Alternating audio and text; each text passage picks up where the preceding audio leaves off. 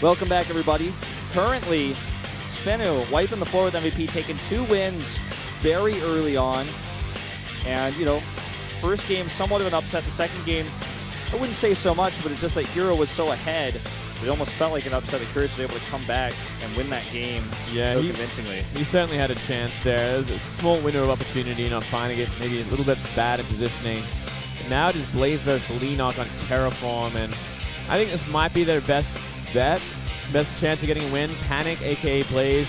Guy changes his name towards the end of his career. Probably one of the worst news you could ever do.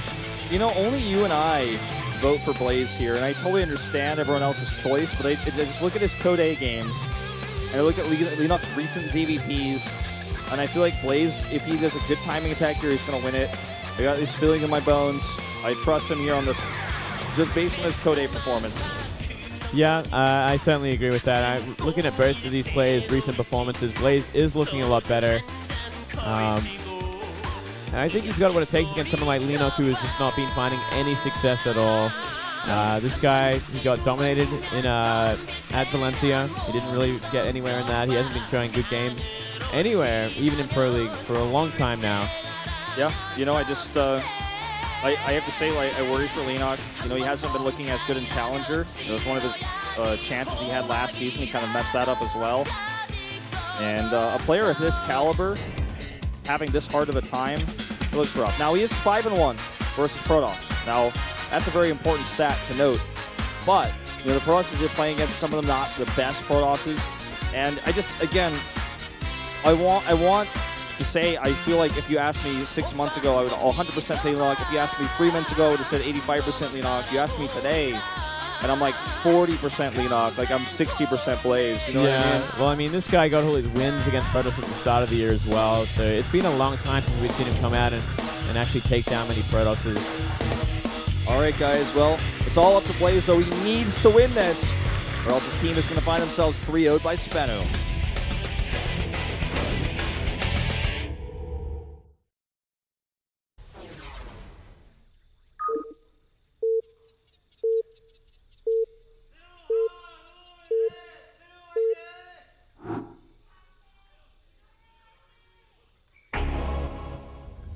Here in the top left for MVP, formerly known as Panic, currently known as Blaze.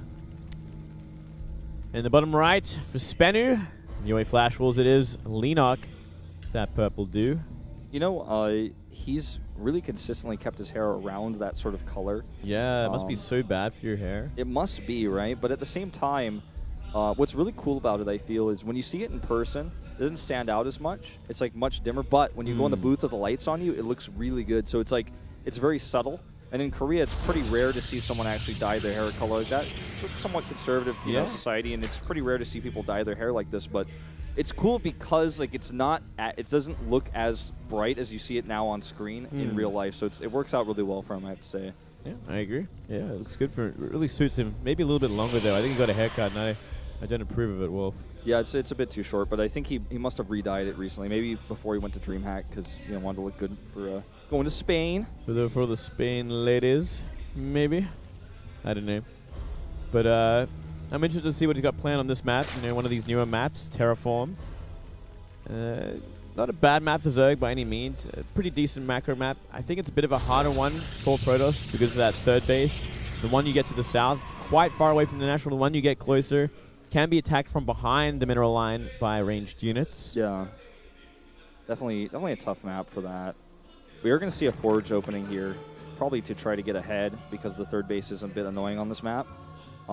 We see a lot of all-ins and cheeses on this map. We see a lot of 2 barracks proxies. We see a lot of forge openings. It's pretty common. A lot of players don't like playing on this map late game yet, especially because it's not that figured out in Korea. Exactly. Overlord is going to see this probe, but he doesn't have a drone down here, which is a problem. It is a problem. Let's see if he commits to this. We're going to see one pylon to start things off. Going to want a couple more drones down here ASAP so we can start blocking all positions of these cannons. Yeah, you know, looks like he just wants to wait and see if he's going to finish that pylon. He's not buying into it at all. He's like, I don't believe you. This is very real. Well, actually, it looks like he's going to Nexus. I actually really thought he was going to cannon. I mean, he could have certainly tried to and maybe even succeeded because Leenock was being very cautious. But look at this now. So much later, but he's sending him down. Yep. And with 4 drones, you can easily just DPS down a building cannon so quickly. Yeah, I think he did that because he did see the forge. He's like, oh crap, it could be real. And then he sent all those drones down. They saw Nexus and he was like, oh. It's like, oh, never mind. Well, you know, this actually ends up being pretty good for Leenock. He lost some mining time, but he's going to be able to resume right away as the hatchery pops. And he kills a pylon. It's all right. It's a pretty good situation for Leenock, like all things considered. Could have been much worse. Certainly so. Just a little bit of economic damage there. And he's going to get that third base a little bit more delayed. Probably wait for those links to come out, help get rid of this probe at the third, and take it as you do against Forge. Fast expands. Zerg essentially gets this free build order where they can go pool into hatch, and they're completely fine to do so. They know all the timings because this build has been around since 4 years ago, I think, something like that. I mean, it's basically forever.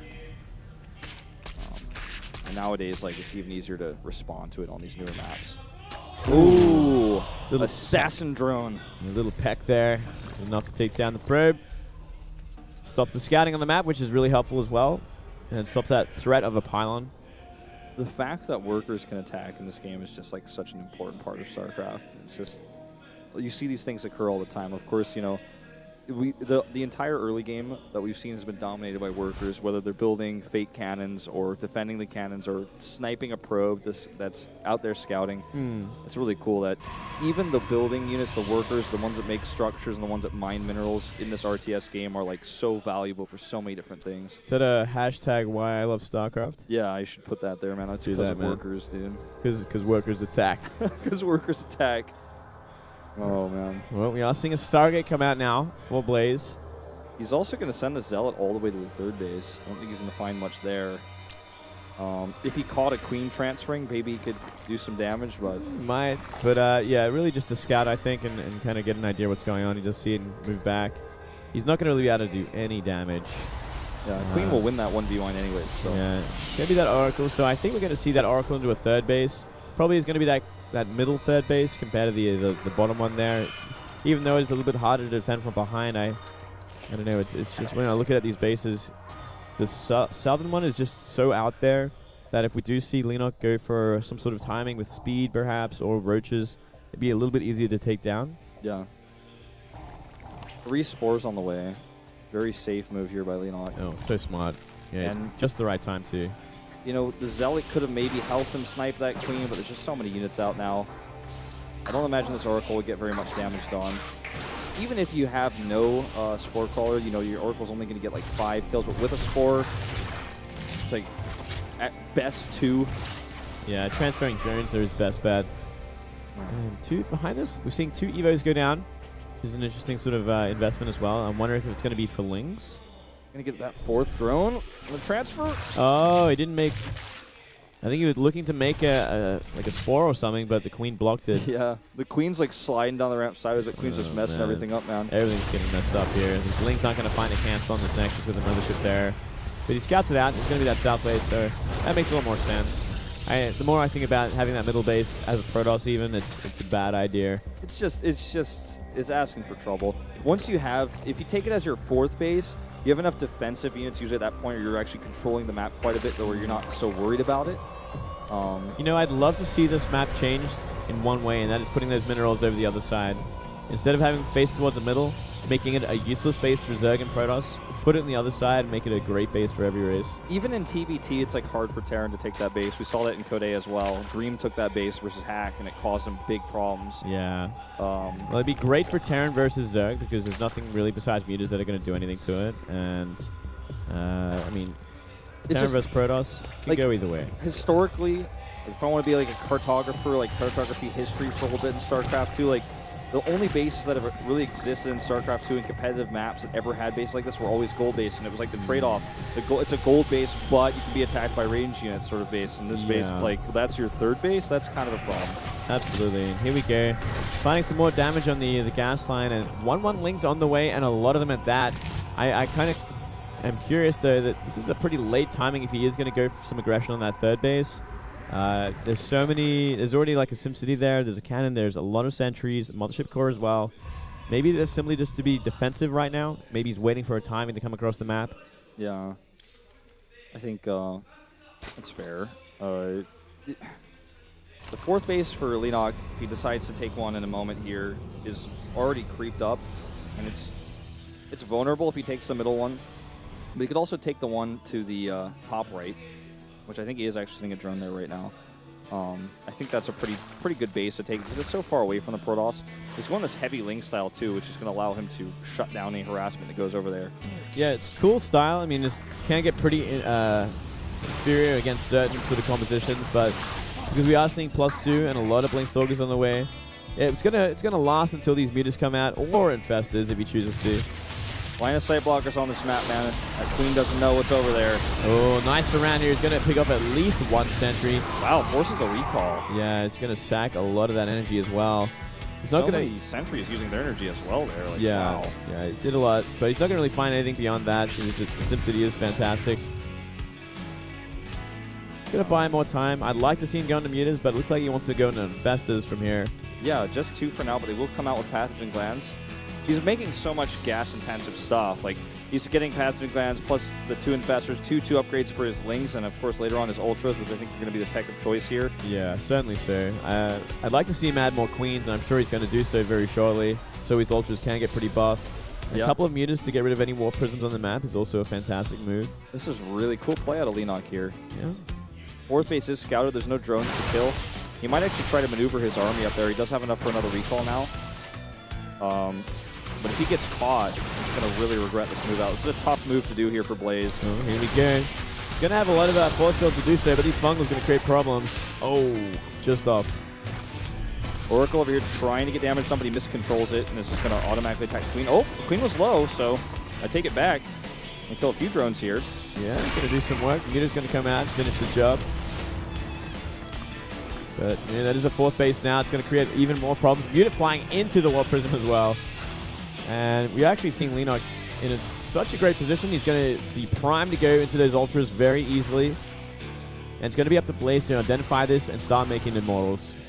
Yeah, because the Colossi he's making right now are definitely not what he's going to want. It's actually kind of funny because Colossi have kind of disappeared from this matchup. They're usually used now as a counter to Infestors. And like Ultralisk just wreck Colossi because, you know, the Colossi are a good unit because they do high damage over to small units and kill quite a lot of them. But against big units, the Ultralisk absorb all that splash damage, and they don't really care about it because it's slow attack damage. Yeah, yeah. I mean, not a couple of Colossus is not a bad choice at all against this, though, as well, because there is so many Zerglings. Start wiping out massive packs of that. And then you add some Immortals and go into Archons from there to help tank. It's like sort of like this great, well-rounded composition. Yeah, it looks like he wants to even maybe try to hit before the Ultralists are ready with these Colossi. They do have range. It's ambitious. Actually, not going to work on these rocks to contribute to buy some time here. Ooh, if he gets those rocks, oh, look at that Fungal, man. Nice Fungal. Fungal, and then the rocks kill a ton of Stalkers here, actually. Then he locks the rest of those down. The Observer might even go down here to a Chain Fungal. I think it will. That would actually be a really important move there. He's not going to get it. 1 health on that Observer. Yeah. He's going to finish it. A smart move. Smart move, but that costs one of his very few Fungals, so he really needs to wait for these Ultras. He cannot really fight without them. Maybe a Blinding Cloud will help for the moment. Okay, big attack here. Blinding Cloud does help the Stalkers blink through it. A big pull on this Colossus, but there's no follow-up. Colossus goes free here. Yeah, that was not a good pull. He should have been investing in another Blinding Cloud to help zone out until more Ultras come and reinforce. So many Stalkers. They don't even have +3 yet, but look, the Warp Prism survives. Now he's losing so many of his expensive gas units. Pushing through here. 5 Ultras about to pop, but if they get cut off, if they get targeted down like this one right here, that's going to be a problem. Yeah, there's really nothing left. He's essentially, the backbone has been broken.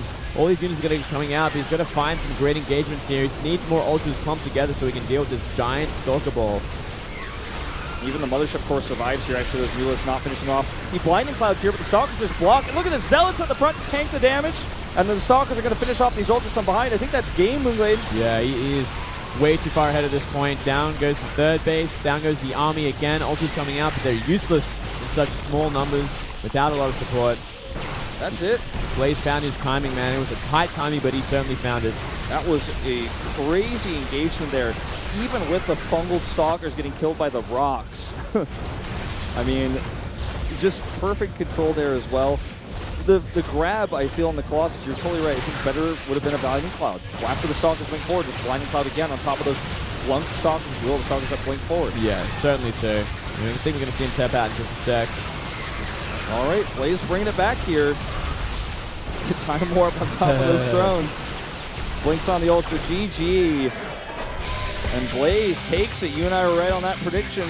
Yeah, man, I was feeling it. Leenock just not in good form currently. He looked great going into the late game if he was allowed to do so, but Blaze had other things in mind, making the Colossus and going towards the kills. He knew that Leenock invested so much into these mass circlings. Choya giving that big double high five. Looks so happy to see Center as well come out to congratulate him. Well, they're not out of the woods yet. Yeah, they can. You know, Young versus Zest, this is not actually a crazy matchup. I mean, if you look at, say, even, I don't know, man. I'm sorry, I don't even know why I'm saying Young versus Zest. I looked at that screen, I'm like, what are you talking about? Well, whoa. Departure versus Jack. I was like, when did Byung go on SBENU? Like, I look at your screen, I'm like, is the other matchup open? I'm like, whoa. That would be great. No, Departure versus Jackie on Coda. Departure, we know this guy. We've seen him a lot in the past, and he is not impressed. Yeah, he has won some crazy matchups that he shouldn't have, though, like beating Hero. Yeah, that's true. Super gimmick styles. I mean, he always busts out those gimmicks, and maybe they can get the job done. Jakji, he isn't the strongest player either. Yeah, Jakji is not the same.